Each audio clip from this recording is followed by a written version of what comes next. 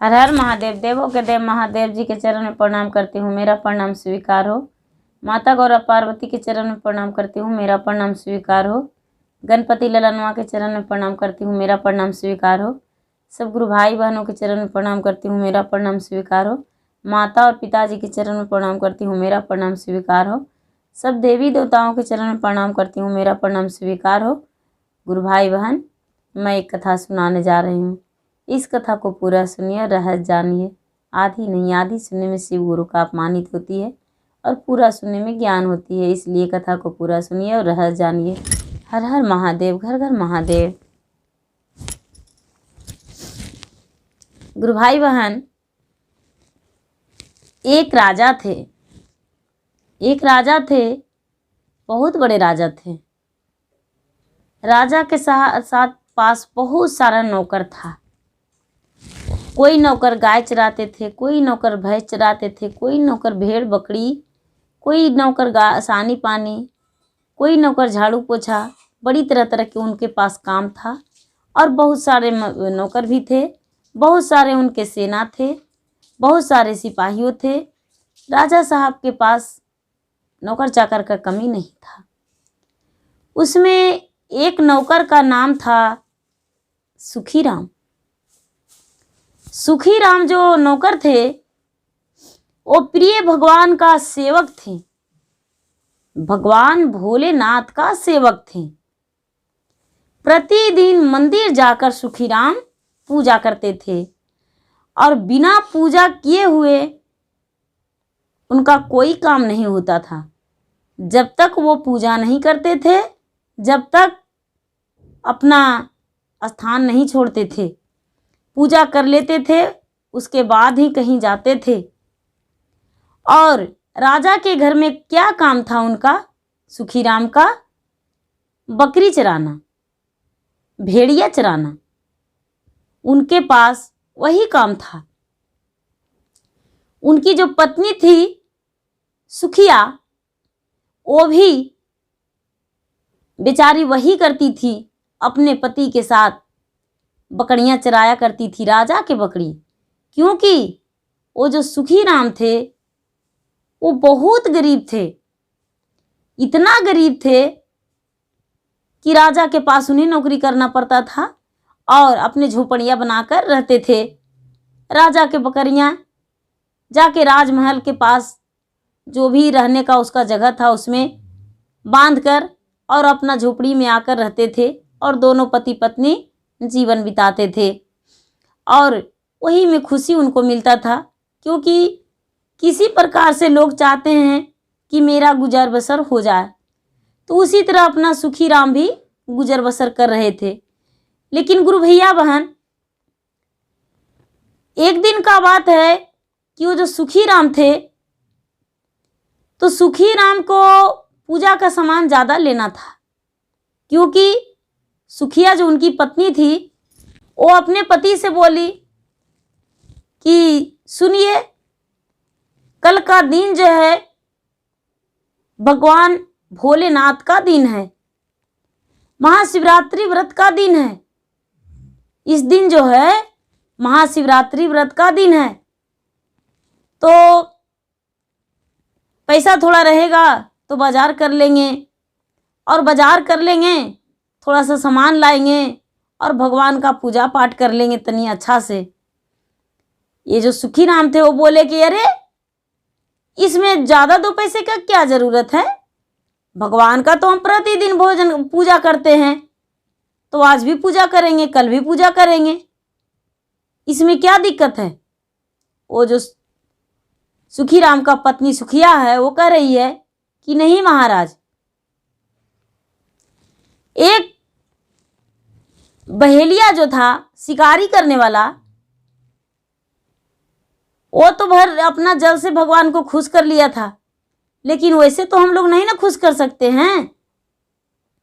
ये जो सुखीराम था वो राजा के पास गया और राजा से बोला, राजा साहब क्या कहूँ, कल के लिए थोड़ी सी आपसे पैसा मांगना चाहते हैं। राजा डांट कर बोले, अरे पैसे दिए हुए तो अभी सप्ताह भी नहीं बीता है अभी हम तुमको पैसा कैसे दे सकते हैं, यहाँ पर से चले जाओ, अभी पैसा नहीं देंगे।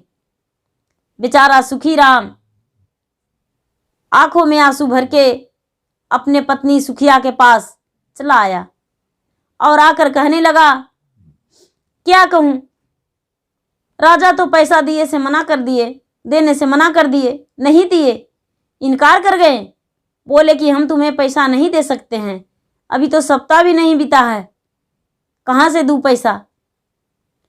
वो बेचारा जो सुखी राम था वो पूजा पाठ करके और बकरी लेकर चला गया और बकरी ले जाकर और चिंता में पड़ गया और जापने लगा कि हे भगवान, हे भोलेनाथ, सारा दिन आपका पूजा किए हैं, मेरी पत्नी भगवान भोलेनाथ की पूजा करना चाहती है, महाशिवरात्रि व्रत करना चाहती है, उसका व्रत कैसे पूरा होगा भगवान, कुछ तो आप दया बरसाइए, आपको कुछ ना कुछ इसके लिए करना पड़ेगा।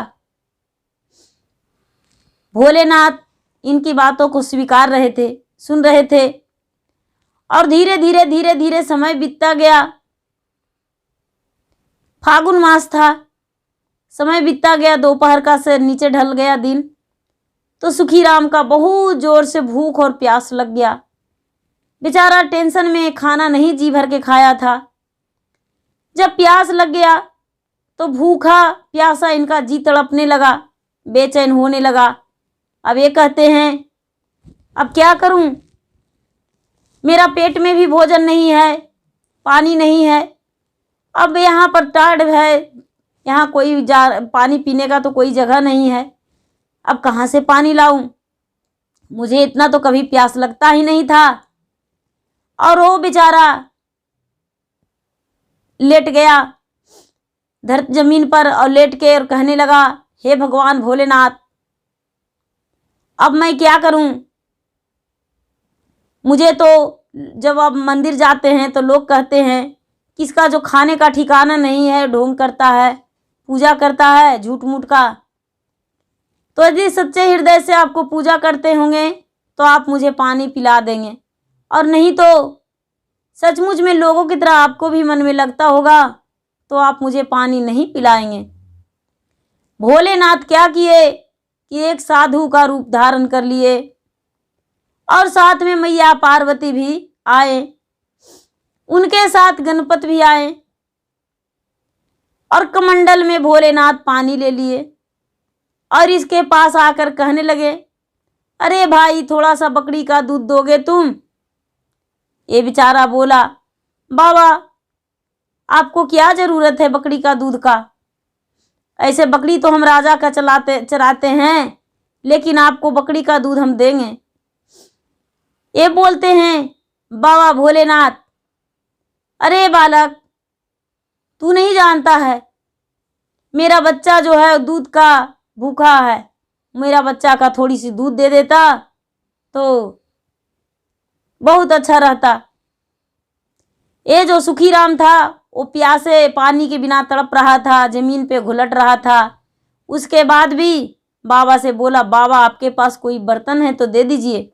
बाबा एक छोटी सी बर्तन दिए और देकर बोले, लो इसमें दूध मुझे दे दो, गाय बकरी का से निकाल के। ये बेचारा लोटा लिया और चल गया बकरी में दूध गारने, थोड़ा सा दूध ला के दिया, बोला बाबा ले लीजिए, अपने बच्चे को पिला दीजिए। दूध पाकर बाबा धन हो गए और धन होकर कहने लगे, क्या तू प्यासा है? तो हाँ, मेरे पास पानी है, लो पी लो। ये बेचारा सुखी राम पानी पी लिया। सुखी राम पानी पी लिया और पानी पीकर और अपना मन को बहलाया।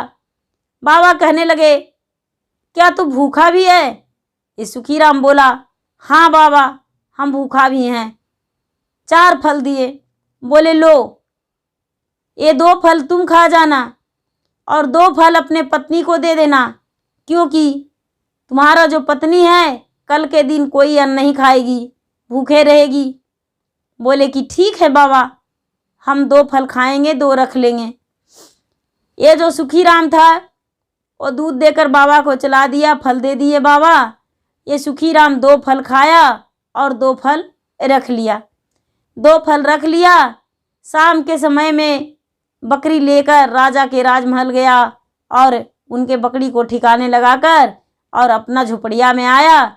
अपने पत्नी से बोला, अरे किधर गई है सुखिया, हम फल लाए हैं तेरे लिए, किधर गई? इनका पत्नी झोपड़ी में नहीं थी उस वक्त। बाद में आई। तब तक ये क्या किए कि जहाँ रसोई में बनाती थी, रसोई की जगह पे वहीं पे ये धर दिए, कपड़ा में लपेट के धर दिए सुखीराम, और कपड़ा में लपेट कर धर कर और कहने लगे कि यहाँ पर धर देते हैं, याद रहेगा तो बता देंगे उसको, क्योंकि वो तो उपास रहेगी। और बोली है मुझे पूजा पाठ के सामान लाने को लिए, तो कैसे ला सकते हैं। ये क्या किए कि याद इनको भूल गया, अपने पत्नी को नहीं बताए। जब सुबह हुआ तो पूजा पाठ करके और बकरी चराने को लिए सोच रहे थे कि इनका याद आ गया फल पे। सोचे कि अपने पत्नी को दे देंगे कि लो पूजा कर लो इस फल से। ये गए फल के देखने तो देख रहे हैं कि दोनों फल सोने का हो गया है। दोनों फल सोने का हो गया है।